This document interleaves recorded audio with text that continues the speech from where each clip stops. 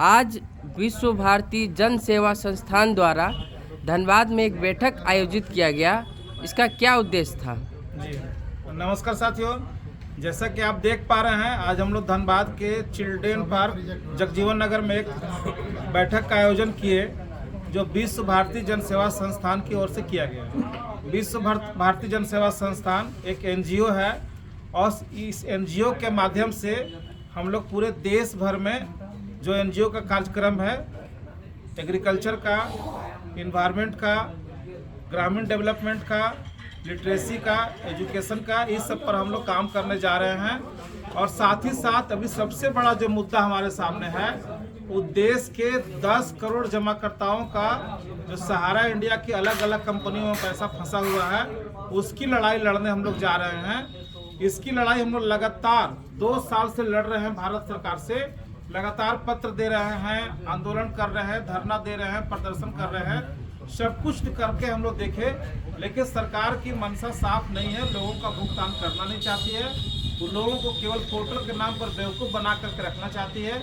इसके खिलाफ में विश्व भारती जन सेवा संस्थान ने निर्णय लिया है कि हम भारत सरकार के खिलाफ और सहारा इंडिया के खिलाफ हम लोग अब सीधे सीधे माननीय सुप्रीम कोर्ट में एक याचिका दायर करने जा रहे हैं, जनहित याचिका, जिसमें हम लोग देश के 10 करोड़ सम्मानित जमाकर्ताओं का 3 लाख करोड़ रुपए का क्लेम करने जा रहे हैं। ये पैसा जमाकर्ताओं को मिलना चाहिए और साथ ही साथ जो लोग गलत काम किए हैं, सोसाइटी एक्ट का उल्लंघन किए हैं, जिसकी वजह से लोगों का भुगतान नहीं मिला और 4000 से ज़्यादा लोग आत्महत्या कर लिए, ऐसे लोगों को सजा भी दिलवाने का काम हम लोग करेंगे। ऐसे लोगों का बाहर घूमने का कोई मतलब ही नहीं है, ऐसे लोगों को जेल में डलवाना है। ये सारी बातों को मेंशन करवा करके और हम लोग सुप्रीम कोर्ट में पीआईएल डाल रहे हैं। उसमें हमारे और भी अन्य मुद्दे हैं। जो हमारे सहारा के जो कार्यकर्ता थे, उनका टीडीएस का पैसा काट लिया गया विगत कई वर्षों से और उनका टीडीएस नहीं मिला।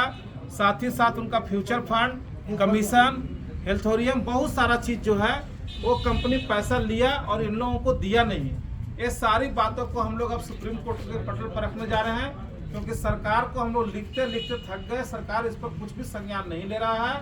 संज्ञान लिया भी तो एक पोर्टल लाया और पोर्टल के माध्यम से लोगों को भुगतान कराने का जो बात कहा था, वो भी अफवाह निकला।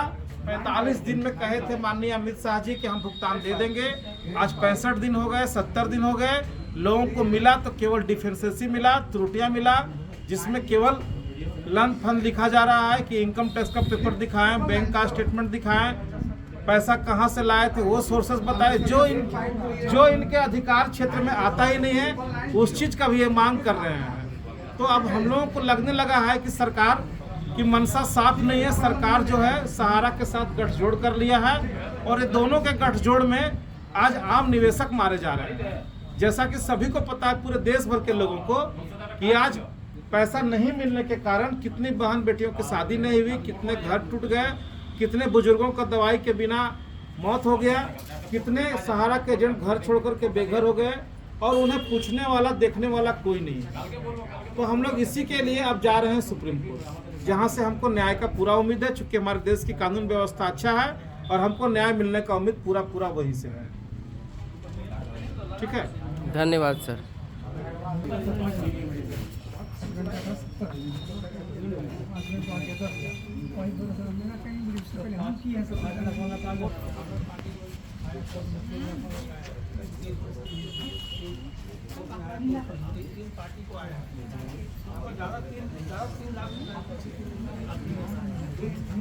हो गया।